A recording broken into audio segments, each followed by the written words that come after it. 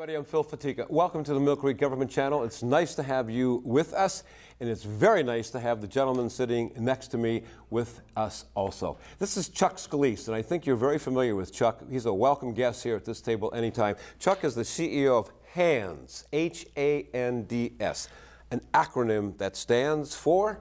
Housing and Neighborhood Development Service. And you've been around for some time. Yeah, we were founded in 1965 and been in the affordable housing business since that time. Yeah, and doing very well, I might add. Thank you. Thank you. Yeah, and notice behind Chuck there is some architectural, drawings, Yeah. elevations of certain things, which we'll get to in just a little bit. But before we do that, if you're not familiar, again, with HANDS, it stands for Housing and Neighborhood Development Service. Which really means what? You do what for whom? Well, we're a nonprofit organization that's dedicated to improving neighborhoods by creating affordable housing options. We got started in the mid-60s, working within the city of Erie, working with lower-income families, helping those families locate to better housing options. And then the organization, and I would be remiss if I didn't mention, founded by my parents. I'm second generation, so I have real privilege here, and big shoes to fill. But the organization... Filling them well, I might add. Thank you so much. You're very kind. The organization saw the need for also doing apartment rentals in addition to home ownership programs as well. So what put us on the map, I think, was when we purchased the orphanage from the Catholic Diocese of Erie. On West 6th? On West 6th Street, St. Joseph's Orphanage, back in 1977, and we opened in 1979 with 190 apartment homes for seniors. That was a very, very large project to carry out. Was it not recognized before that? I mean, were they pointing fingers going, well, you couldn't take care of yourself and you lost your job? I mean, why was the need there? I mean, not what was the need, that's a good point. I think that working in the early 60s and 70s, there wasn't an awareness of how the economy can sometimes be a struggle for some folks. And I think that some folks don't recognize the fact that even though try as you might, try it with working one or two jobs, sometimes that's not sufficient to care for yourself or your family. So that's why my organization came to be, to help fill the gaps of those people who are working towards improving themselves but need a little bit of a hand. And they stay in this housing for a particular length of time or as long as they want? All our housing programs are indefinite, meaning that folks can stay as long as they care to. But frequently people will use our housing programs. Some of our younger families might use our housing programs for a period of years and then graduate themselves and move on and perhaps buy a house themselves or go to a different level of housing, and that's perfectly fine as well. So many cases our seniors are with us for as long as they choose to stay with us. And your money comes from where? We are primarily subsidized through the federal government. We also receive some grants and support through the state, and also some of the municipalities. Millcreek has been very good to us. City of Erie has been very good to us as well. We also have done some private fundraising. Do other communities throughout Erie or throughout Pennsylvania, even the United States, do what you do? Are there other similar There are organizations similar to ours. We're probably the largest and best known in Northwest Pennsylvania, and I mean all 13 counties of Northwest Pennsylvania. There are some similar organizations in the Pittsburgh area and Harrisburg and Philadelphia, of course, that we keep in contact with through our networks. I have to ask you the obvious question, obvious to me at least, that I would think that in some places there's a pushback. You're not going to put that here. There's a NIMBY there, not in my backyard. I don't want these people around me. You ever experienced that? And that's correct, Phil. And actually, we about 4 years ago, we launched a family housing community on Old Zook Road called the Woodlands at Zook Park. And there was unfortunately some misinformation that was circulated about the types of housing units that were being developed, the kinds of folks that we were going to be attracting and serving.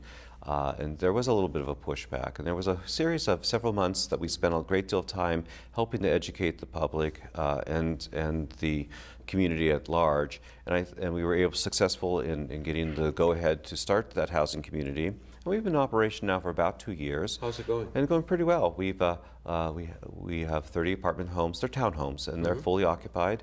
We have had some turnover. Some folks didn't quite work out, and we're not afraid to help people move along. If they're not working out, I mean, it's okay to dismiss those folks and to, in turn, engage folks that are probably better suited and working a little harder for the privilege of being there. Okay.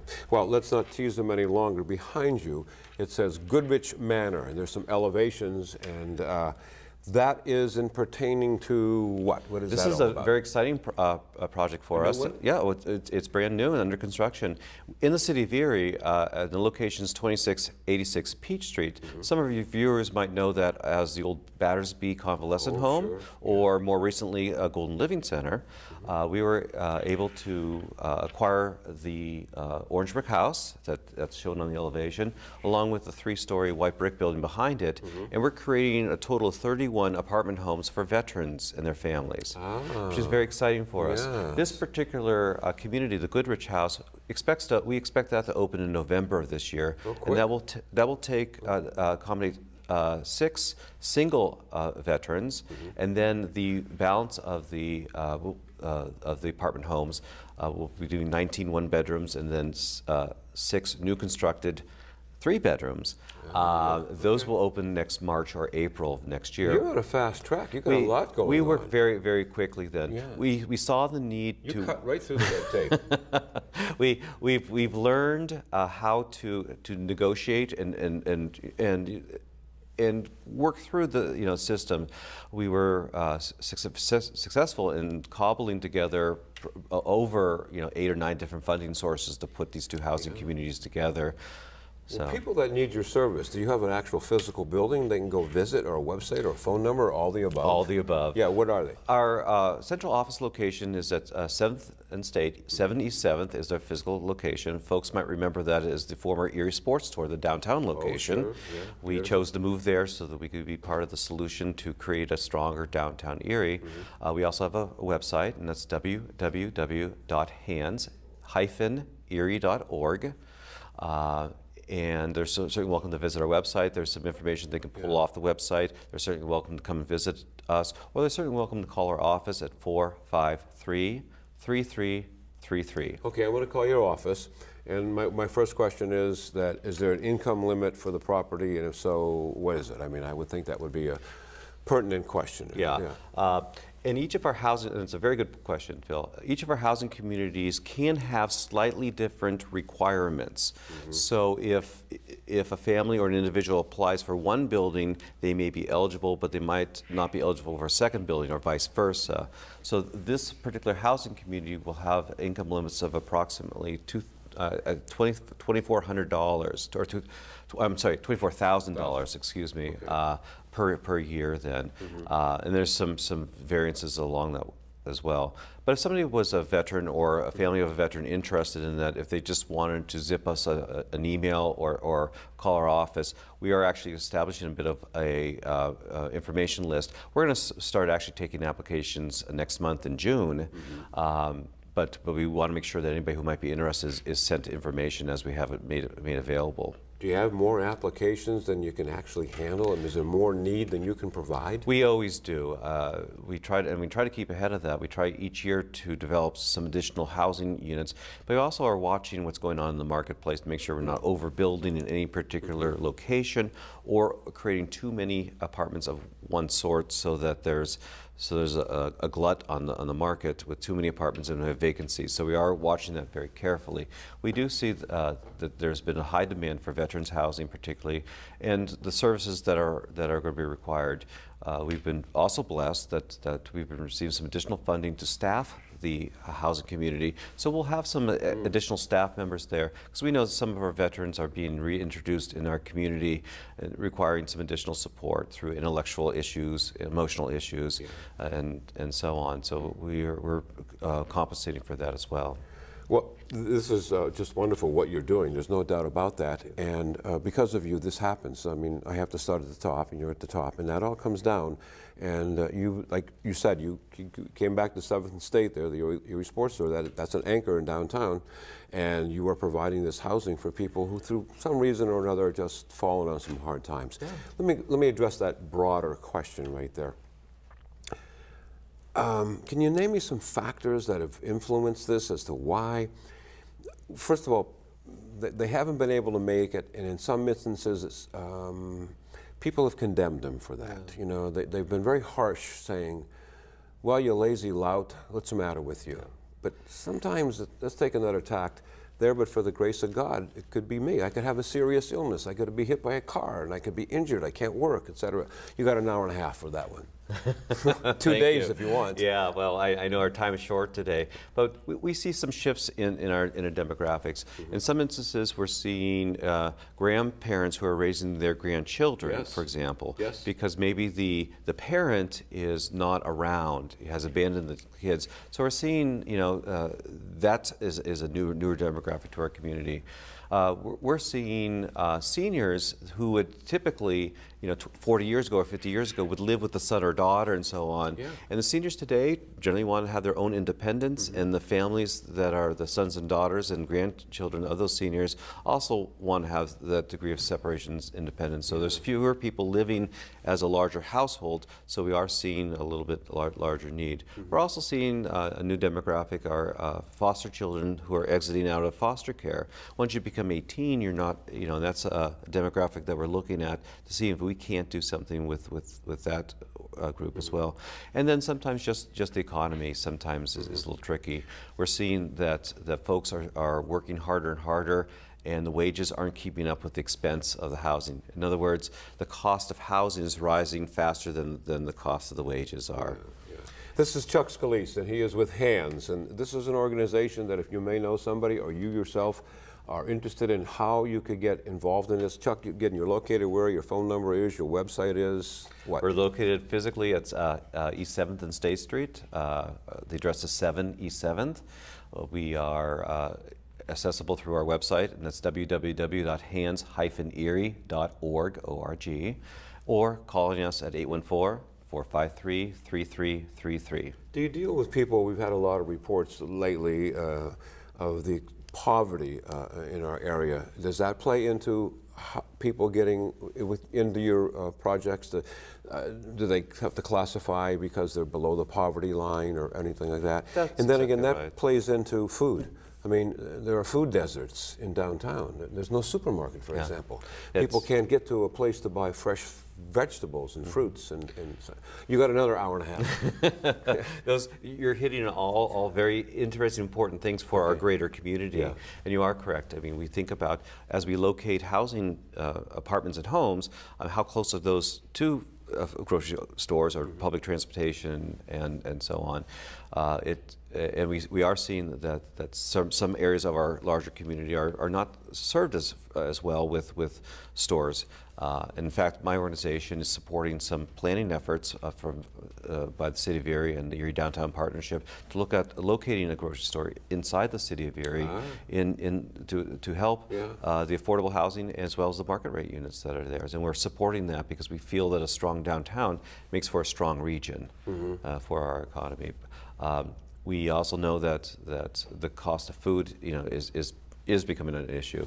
We have on staff, for example, 2 resident resource coordinators, and we work with some of our residents then who are struggling with budgets. Sometimes medications may not be covered through insurances and so on, and I have to buy my medication, but I can't, you know, therefore my groceries, I can't afford the groceries. So we help direct people to understand how best to access community services then, so that we can have a higher quality of life for our residents. Let's go back to the history about how you got here. I think it's somewhat noteworthy in today's. This started as a religious, would it be fair to say? Or, no, very fair. Go ahead, expand on that.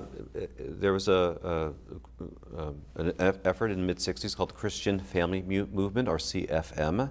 My folks were members of St. Andrew's Parish on West 7th and Raspberry Street, and they got involved in the Christian Family Movement, and they were partnered with some other families, couples, that were also involved in their churches and synagogues, and they signed up to do a project to help inner city people improve their housing. And they saw that as people were involved in substandard housing or places that people shouldn't be living at the time. They saw the greater need that people were struggling with either knowing how to buy a house or how to apply for a decent apartment. So there's some intellectual gaps there. So this group, volunteer group, we're helping these families to acquire and access a little bit better, higher standard of housing.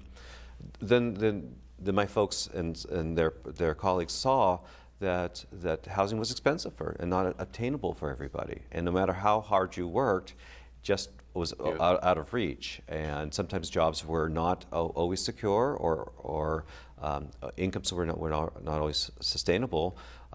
So they saw that there was a gap. So they organized, formed the nonprofit organization, and continued on either purchasing homes and rehabbing them and reselling them, or developing the apartment communities. And today, Phil, we have just under 1,000 apartment homes under our management right now. I was just going to ask, how many do you have? And they're scattered, is that correct? They're That's scattered correct. Throughout we are actually the county. Or the county. Northwest. 13 counties. Yeah, we actually have a presence in Crawford County. We are doing a little work over in the city of Bradford. We're down in Grove City right now. We've just opened up a new housing community in Grove City. We have a property down in Chambersburg, Pennsylvania, which is a little off the beaten track, but we're very proud of that one as well. So we find ourselves being called to different communities to help those communities develop this niche housing for folks that are trying to transition up, who are, again, trying to improve their lives, but just not quite making it. I saw a statistic just even this morning where somebody has to earn about $19 an hour to afford a two-bedroom apartment. Really? So, and the minimum wage is what? $7.50, is it, or something? That was a very sobering statistic, and that was a national average. Now, we can probably ratchet that down slightly for the cost of living here, but a national statistic is $19 an hour for a family to afford a two-bedroom apartment. So there is a gap, again, with rising housing costs and the wages not quite keeping up as fast. You brought it up. So is it getting better, getting worse, remaining about the same? What you just said, the housing, wages, and just never catching up. Always looking to it's just always catch the ring and yeah. not quite the carrot in front of the horse. I think we just, for the last 40 years that we've been keeping statistics, I think that we're seeing that there just always has been a gap. And again, some folks can improve their economic background and improve and don't require the affordable housing, and some folks just can't quite get out of there, or just when they take two steps forward, it's a step back. Health plays into this too. People who are perhaps in these categories really, they don't practice wellness. Well, is that fair to say that there's no doctor that can come and say, gee, I can help you not get sicker? Does that play into your decisions as to the people you help here? Because these can create serious problems with, let's say, grandparents now watching their grandchildren. Because the parents can't watch them; they have to work, and it's grandma or grandpa. They have to stay home with 5 kids under the age of 8. You bring up a good point. We look at housing as being kind of the keystone of what keeps a family afloat. Once the housing problem is stabilized, then that family can then access health care better. They can then improve their nutrition. We as a country, we have obesity and other lack of exercise issues and so on. But it really does require housing first. If you don't know where you're sleeping tonight, if you're bouncing around couch to couch, or you're not necessarily paying attention to the quality of food that you're eating, or your child's education, or whether I'm going to be able to show up to work on time tomorrow. That's why we look at housing as being the keystone of any family or individual first, and then the other components that make for a higher quality of life will fall into place. Well said. So then the people at work, like say the City Mission or other places who can put up people for homeless people overnight, those aren't the people that necessarily you would seek out. Those people are perhaps not at the level you want to be helping. Often somebody who might be in an emergency shelter or at the City Mission or something, we will actually take some of those folks, but after they've gone through and transitioned up a little bit. There's always a series of stepping stones that come up then. We're blessed with a number of really fine, good fabric of social service networks, and people can improve. You know, as you mentioned earlier, but for the grace of God, you or I can be one of those folks that might require the services of my organization. So that keeps me motivated to make sure that there are those resources out there. Is there a component of education that you can almost bet on that says that so many of these people perhaps didn't finish high school or did finish but never went on, and so their job skill level is not really what the market is looking at, and so it's a constant work from a part-time to a low-paying, from a part-time to a low-paying. That again is a day and a half discussion there. So, yeah, that's probably a little bit out of my league, but we see people who have good skill sets and good soft skills and are employable, but just can't quite get the job, and you know, or the job that they can get might be a second shift and they want to be home to be with their children, or the job that they can get might be across town, and the cost to go from point A to point B can be very expensive. So, you know, but they choose to live in this particular neighborhood because that's where the family's from, or that's where the school, you know, their preferred school is. So sometimes there are disconnects that happen. And again, we, through our staff, after we house folks, we do a bit of an assessment with everybody in our program. Okay. And the people who are seeking to improve themselves, we certainly try to refer them to other organizations that will help improve their lifestyle. Please use me for an example. You take Phil, and can Phil get into one of these places just by himself, right? Or with a family, perhaps? Well, you'd have to be 62 years of age and older, and I know you're nowhere close. Not even close to that. But you use the word assess, and that means that I'm living there for a while, and then you come in and go, you know, this isn't working out for you, or it is working out for you. And what happens if it's not working out, and what happens if it is working out? Well, let's both ends of the scale. Yeah, and that's a really great question. If it's working out, we always try to say, what can we do more to help improve your lifestyle? Okay. And frequently people are just looking for maybe some recreation, maybe to help to make friends, maybe some advice on where to find some services. Or just an ear to listen to. You know, a landlord's not unlike a bartender. I think. I think that we listen to. We hear lots of stories. And if things aren't working out, we are pretty strict with some folks. And if it's not working out, we will specify, you know, what the issues are. And if they're unable to correct them in a very short period of time, then they're asked to leave. And what happens to them? It's sad. That's a tough question. It's a tough question. What happens? Sometimes they go. Seek out landlords who don't have as high a screening level as we do. They may move out of town, or they may end up in the homeless along the homeless numbers. Those are hard.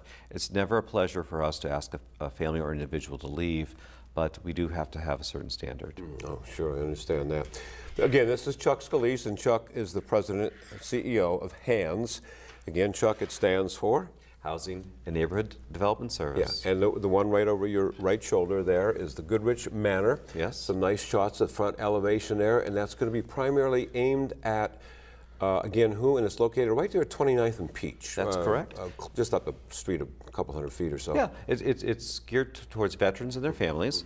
And again, we'll open the first phase in November, and folks are welcome to call our office to inquire about that. We're still getting our application process put together and so on, but we are certainly excited about that.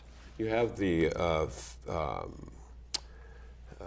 senior housing complex at 5031 West Ridge Road, too. Correct. We don't think we touched on that one, No, because you have the one on Old Zook, you got this, and you got a lot of balls in the air here. We do. And yeah, I know 5031, that would be a little bit out there by Wegmans. Yeah, we're kind of across the street from the Wegmans yeah. entrance here. We're right, actually, our next door neighbors, the Sisters of St. Joseph. They make great neighbors, by the way. But we have a senior housing community there, and we have a small waiting list there, but folks were interested in acquiring. What qualifies me to be in that senior? What certain age, certain income? For that, it's folks that are 62 years of age or older, and an income level of a single person has to be less than $20,050, or family two can be $22,900, and those are set by the federal government. And those income limits can change every year a little bit, but it's generally for a single person who has an annual income of about $20,000, and they're subsidized, and that particular housing community is also pet friendly.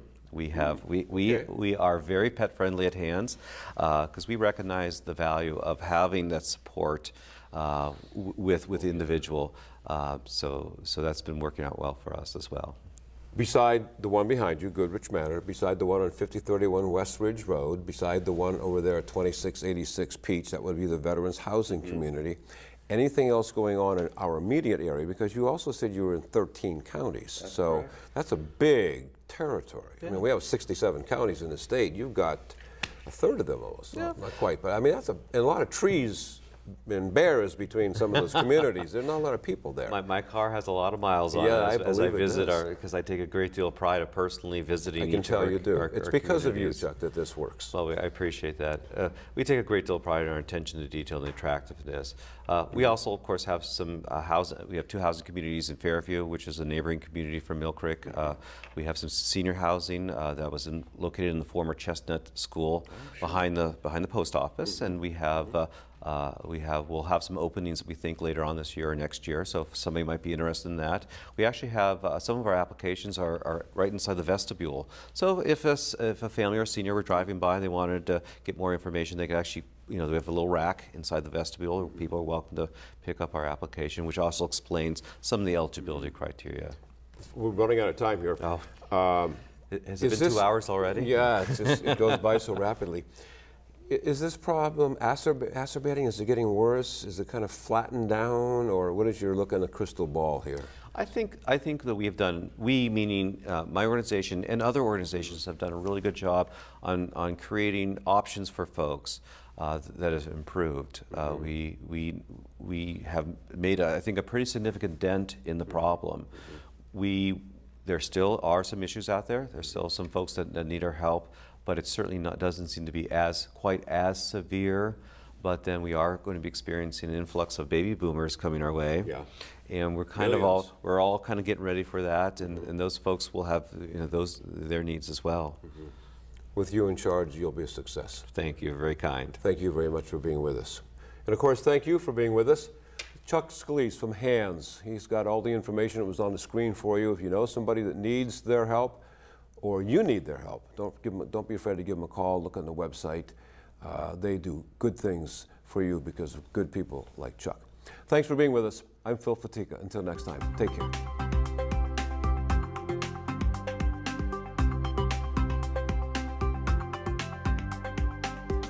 You're watching the Millcreek Government Channel, powered by WQLN Public Media.